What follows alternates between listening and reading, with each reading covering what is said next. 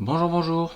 Alors aujourd'hui dans cette vidéo, je vais vous apprendre à créer votre compte Skolnet si vous êtes membre du périscolaire d'une école. On ouvre un navigateur, on va dans la barre d'adresse, on va écrire skolnet.app. Voilà. C'est possible que le site soit inaccessible parce qu'il est bloqué par la ville dans laquelle vous travaillez, auquel cas il faudra demander au service informatique de débloquer le site. Ensuite, sur la page de connexion, on va tout en bas, on clique sur créer mon compte. Et ici, on va cliquer sur je suis personnel d'un service périscolaire. À partir de là, on va remplir les différents champs. Voilà.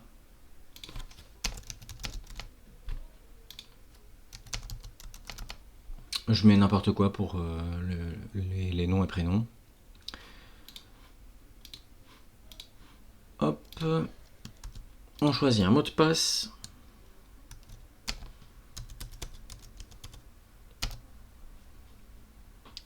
Et quand on a terminé, on clique sur s'inscrire. À ce moment-là, on reçoit un code de confirmation sur notre adresse email. Donc, je vais regarder si j'ai un email. Voilà. Et je recopie le code 21 60 64 21 60 64. On clique sur confirmer. Voilà. On est maintenant connecté à Skolnet, mais il n'est pas encore connecté à notre école. Donc pour faire ça, il va falloir cliquer sur gérer mes espaces. Ensuite, on va cliquer sur ajouter un espace. Alors dans le cas du périscolaire, il va y avoir deux sortes d'espaces différents. Soit on crée un espace pour communiquer avec les parents, mettre des photos, donner des infos par rapport au périscolaire. Dans ce cas, je vous invite à regarder la vidéo à destination des enseignants pour créer un espace parce que c'est exactement la même chose. Nous, aujourd'hui, on va regarder comment rejoindre un espace déjà existant, c'est-à-dire un espace classe, pour pouvoir notamment interagir avec son enseignant, mais aussi accéder à son registre d'appel, pour savoir qui sont les enfants absents, et du coup, pour avoir cette information pour le périscolaire. La grosse différence, c'est que si on rejoint un espace classe, ça veut dire qu'on rejoint l'espace d'une seule classe. Si on a 3 classes dans son école, il faut rejoindre 3 espaces. Si on a 19 classes dans son école, il faut rejoindre 19 espaces. Et là, pour trouver la classe dans laquelle on veut s'inscrire, on va simplement écrire le code postal de l'établissement. Moi, je vais écrire 67 000. On cherche l'établissement concerné. Je vais cliquer sur École élémentaire publique Jean-Baptiste Fulguet. Hop. Et là, normalement, on voit tous les espaces classes de l'école. Alors, pour l'instant, il n'y en a qu'un qui a autorisé l'inscription du périscolaire. Il y en a peut-être d'autres, mais qui n'ont pas autorisé. Donc après, ben voilà, si c'est quelque chose qui est prévu au niveau du groupe scolaire, il faut se mettre d'accord pour que tout le monde autorise l'accès au périscolaire, bien sûr. Alors j'avais créé justement une classe CP test, voilà, c'est une classe test. Donc pour s'inscrire dessus, il suffit d'appuyer sur le petit plus. Voilà. Et maintenant, dans mes espaces, je vois que ma demande est en attente.